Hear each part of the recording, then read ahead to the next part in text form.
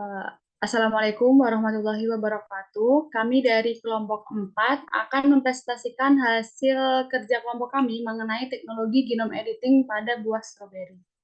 Salah, bukan buah.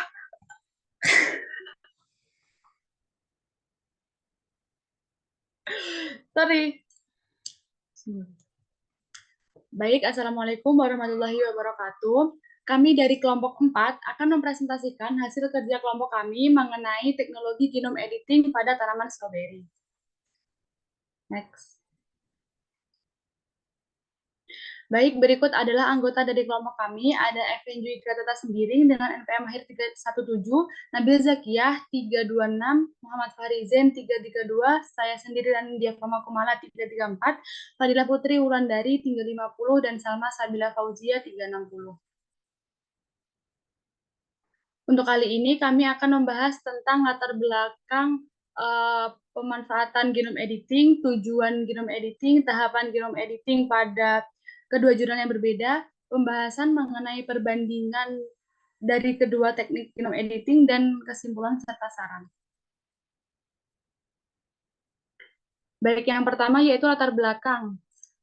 Seperti yang kita ketahui, tekstur buah stroberi itu adalah lembut, sehingga buah ini akan cepat membusuk jika setelah dipanen, yang pada akhirnya itu menyebabkan kerugian ekonomi. Nah, penyebab lunaknya buah stroberi ini adalah pembongkaran dinding sel dan pembuburan lamela tengah.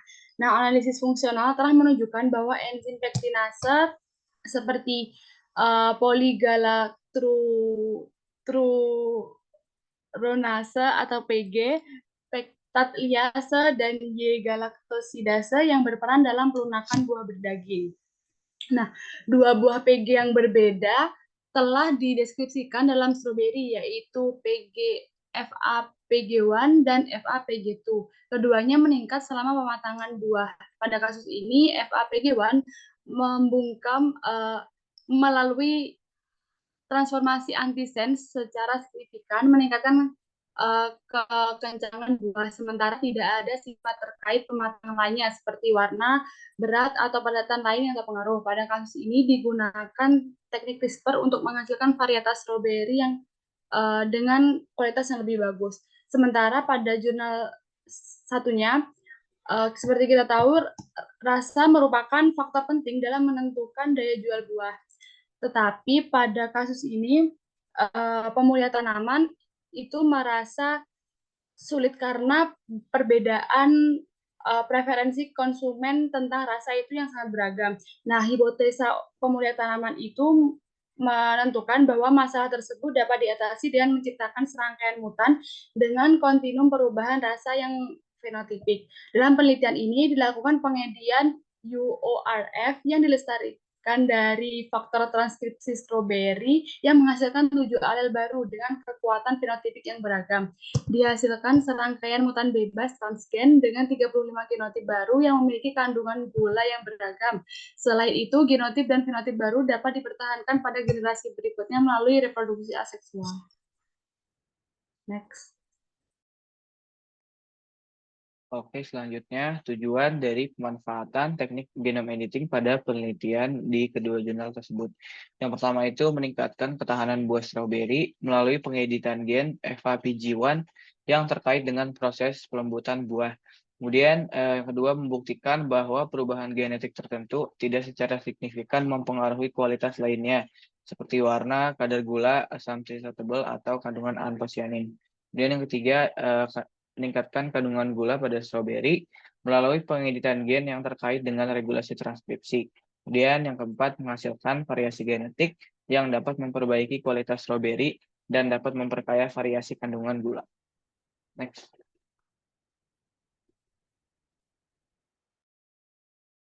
Kemudian tahapan yang dilakukan dalam proses CRISPR-Cas9 meliputi yang pertama desain dan perakitan sgRNA.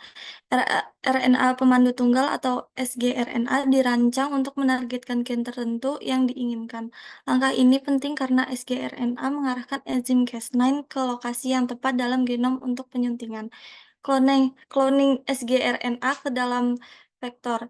sgRNA dikloning ke dalam vektor seperti pen chimera dan ditransformasikan ke dalam E. coli untuk amplifikasi. Hal ini memungkinkan produksi sgRNA dalam jumlah yang cukup yang diperlukan untuk proses pengeditan. Ketiga, pengiriman RNP CRISPR-Cas9, kompleks ribonukleoprotein atau RNP CRISPR-Cas9 dikirim ke sel tanaman melalui transfeksi protoplasma. Metode ini menguntungkan karena mengurangi efek tidak tepat sasaran karena RNP dengan cepat terdegradasi oleh protease endogen di dalam sel dan memfasilitasi penerimaan publik karena tidak ada DNA asing yang diintegrasikan ke dalam genom tanaman. Yang keempat, sequencing mendalam yang ditargetkan. Setelah proses pengeditan, pengurutan mendalam yang ditargetkan dari DNA genom dilakukan untuk menentukan efisiensi dan pola mutasi pada lokus target. Misalnya FAPG1. Langkah ini membantu dalam menilai keberhasilan pengeditan. Yang kelima, analisis hasil sequencing. Hasil pengurutan dianalisis menggunakan alat seperti Cas Analyzer dan CRISPR. Alat-alat ini membantu dalam mendeteksi mutasi di luar target dan mengonfirmasi kekhususan pengeditan CRISPR-Cas9. Next.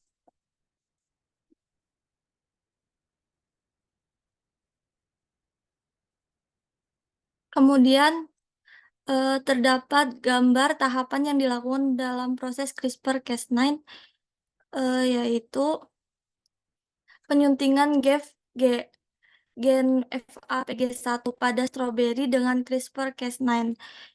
A. Laju penyuntingan pada berbagai galur transgenik yang diteliti. Angka di dalam batang menunjukkan peristiwa penghapusan atau penyisipan utama yang ditemukan pada setiap galur. B. Penyisipan. C. Terdeteksi pada tanaman yang diedit. Kode urutan pengeditan ditunjukkan pada kolom kiri dari 01 hingga 14. Penyelarasan urutan dengan urutan tipe liar atau WT pada kolom tengah dan baris ID tanaman pada kolom kanan. D. Fragmen protein FAPG1 yang diterjemahkan. Next.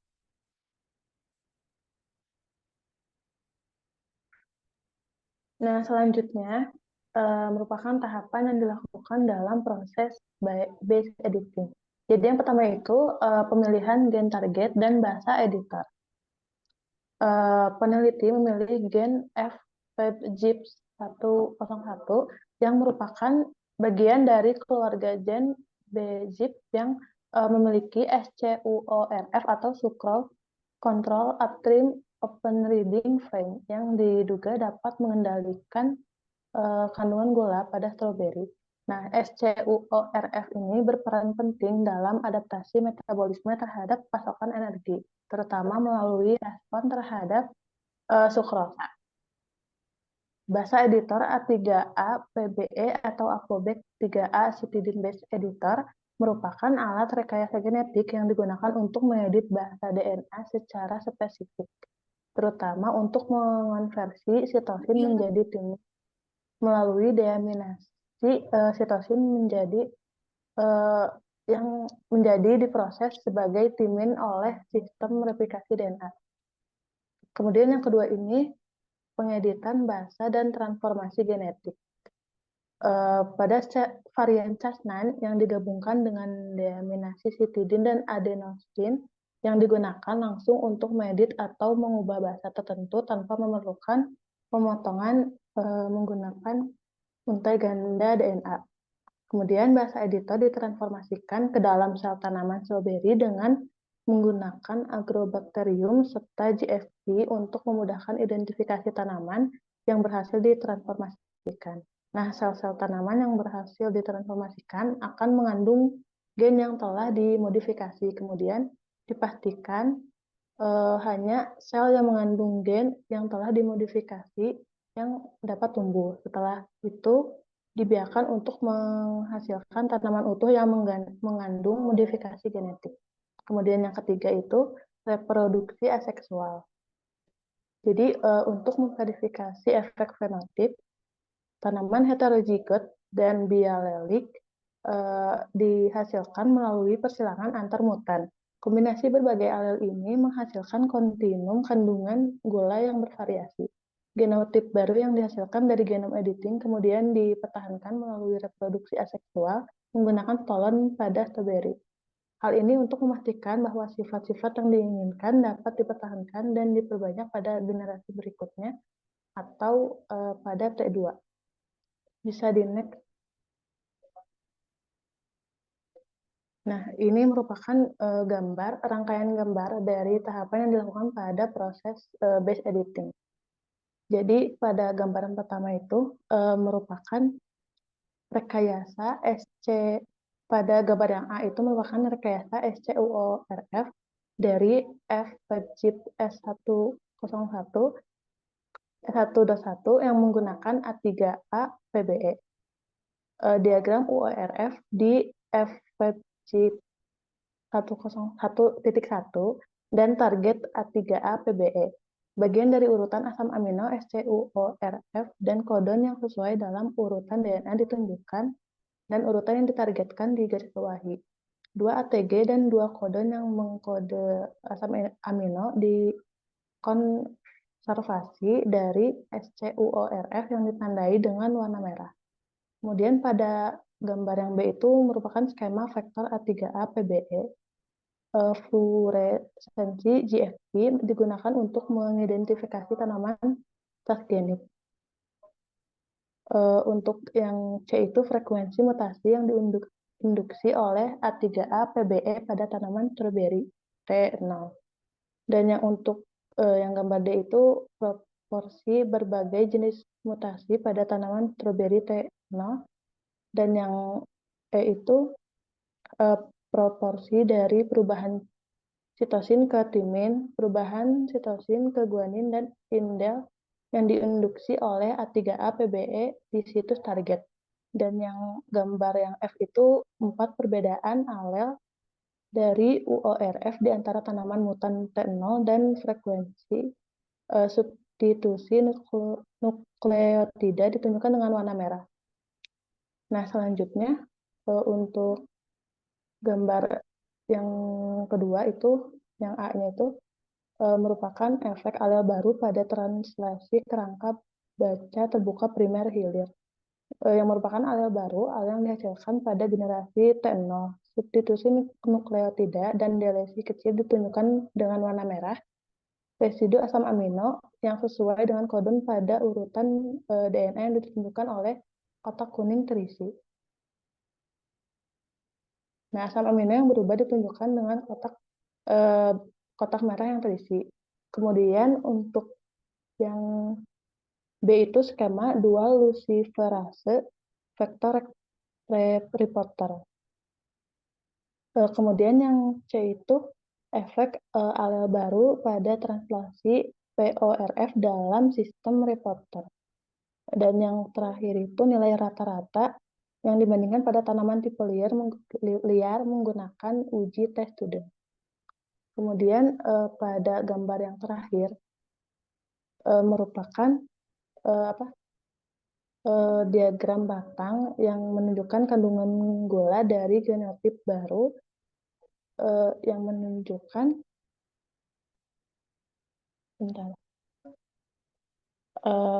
kandungan fruktosa, glukosa, dan sukrosa dari 7 mutan homozigot T1 dan juga WT. Bisa di next.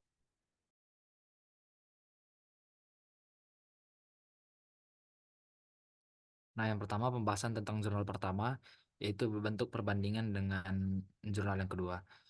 Jurnal pertama ini adalah CRISPR-Cas9 Editing of the Polygalatronase F1PG1 Gene improves strawberry fruit firmness. Target tanamannya adalah tanaman stroberi. Tujuannya yaitu meningkatkan kekerasan buah, seperti yang sudah disampaikan pada tujuan tadi bahwa si CRISPR-Cas9 ini bertujuan untuk meningkatkan kekerasan buah karena daya simpan atau daya tahan tanaman stroberi ini setelah dipanen atau pada pasca panennya itu rendah. Untuk teknik yang digunakan yaitu CRISPR-Cas9. Gen targetnya itu ialah polygalatronase FAPG1. Metodenya yaitu menggunakan vektor vektor PEN Chimera yang dipromotori ATU6 strip 26 yang ditransfer ke vektor binor PD-Cas9 ditransformasikan ke Agrobacterium tumefaciens yang nanti akan dimasukkan atau akan yang mengedit ekson pada gen FAPJ1 yang harapannya yaitu mengubah gen si FAPJ1 ini yang untuk meningkatkan kekerasan buah, karena yang mengatur kekerasan buah ini ialah FAPJ1 ini. PG1. Kelebihannya ialah menunjukkan bahwa pengeditan gen FAPG1 ini pada stroberi menggunakan CRISPR-Cas9 secara efektif meningkatkan kekerasan buah tanpa secara signifikan mempengaruhi sifat lain seperti warna, padatan terlarut ataupun keasaman pada buah stroberi. Karena kita menggunakan CRISPR-Cas9 ini, jadi gen targetnya itu sesuai ataupun spesifik untuk mengubah sesuai dengan tujuan yang kita inginkan. Kekurangannya pada percobaan kali ini tidak ditemukan kekurangan karena pada hasilnya hampir 90% galur yang didapatkan yaitu dapat merubah kekerasan atau gen dari FAPG1 ini dapat berubah kisaran 30-70%. Selanjutnya, pembahasan jurnal 2 yaitu Fine Tuning Sugar Content in Strawberry. Dengan tanaman targetnya strawberry, dan tujuannya adalah untuk meningkatkan kadar gula pada buah strawberry. Dengan kadar gula yang dimaksud adalah kadar fruktosa, kadar sukrosa, dan kadar glukosa. Lalu teknik yang digunakan adalah base editing dengan gen targetnya yaitu bagian upstream open reading frame atau UORF pada gen FAP-ZIP-S1.1. Lalu metode yang digunakannya seperti yang tadi sudah dijelaskan pada bagian tahapan, yaitu dengan merekayasa upstream open reading frame atau UORF pada gen FAP-ZIP S1.1 pada strawberry dengan menggunakan basa editor A3A PBE yang termasuk pada sitosin base editor atau CBE yang berfungsi untuk mengubah basa nitrogen sitosin C menjadi timin T yang kemudian akan ditransformasikan dengan agrobacterium ke dalam strawberry. Lalu kelebihan dari teknik ini adalah berhasil meningkatkan kadar gula pada mutan strawberry yang dihasilkan tanpa disertai dengan sifat negatif yang dapat mengurangi nilai ekonomi strawberry. Hal ini dibuktikan dengan meningkatnya total kadar gula pada mutan strawberry sebesar 33,9% sampai 83,6% lebih tinggi daripada wild type, dan juga tidak adanya perbedaan signifikan pada tampilan daun dan buah stroberi, baik warna, panjang, lebar, atau beratnya antara mutan yang dihasilkan dengan wild type. Lalu yang kedua, tidak perlu adanya pemotongan untai ganda DNA atau double-stranded break, sehingga dapat mengurangi resiko terjadinya kerusakan gen yang diedit atau mutasi off-target. Namun, kekurangan pada teknik ini adalah masih terjadinya indel atau lebih spesifiknya delesi kecil pada 3 alel dari 120 alel yang dihasilkan, dan alasan terjadinya berdasarkan jurnal masih belum diketahui. Tetapi setelah diuji, ketiga alel tersebut tidak menunjukkan adanya efek negatif dan masih menghasilkan stroberi dengan peningkatan kadar gula. Next.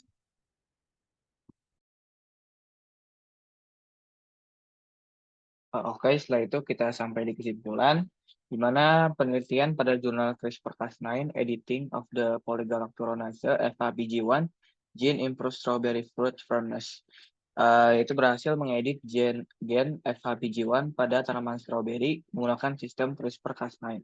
Hasilnya menunjukkan bahwa 7 dari 8 galur yang dianalisis menghasilkan buah yang lebih keras daripada varietas kontrol, dengan meningkatkan ketahanan buah sebesar 33-70%.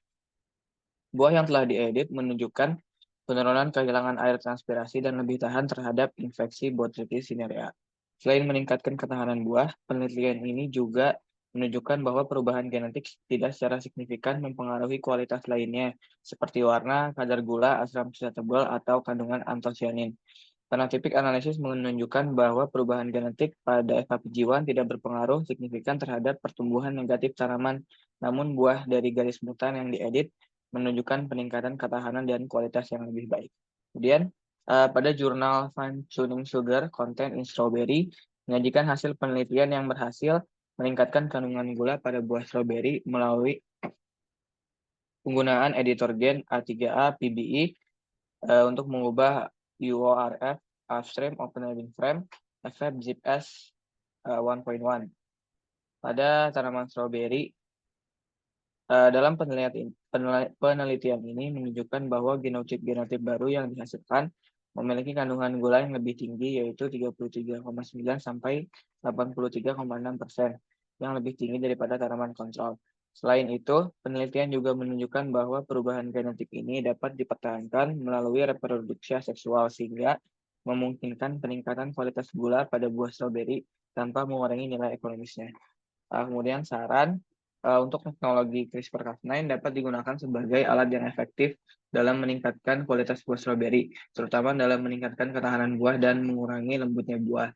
Namun, perlu dilakukan pengujian lanjutan untuk memastikan bahwa perubahan genetik tidak memiliki efek sampingan yang tidak diinginkan untuk memperbaiki efisiensi pengeditan gen. Pengeditan gen menggunakan CRISPR-Cas9 dapat diintegrasikan dengan seleksi tradisional untuk meningkatkan efisiensi dan kecepatan pengembangan varietas baru. Strategi breeding bisa menggunakan fine-tuning genetik karena dapat membantu dalam meningkatkan kualitas gula pada buah stroberi secara lebih cepat dan efektif. Oke, next. Kemudian berikut adalah jurnal yang kami pakai.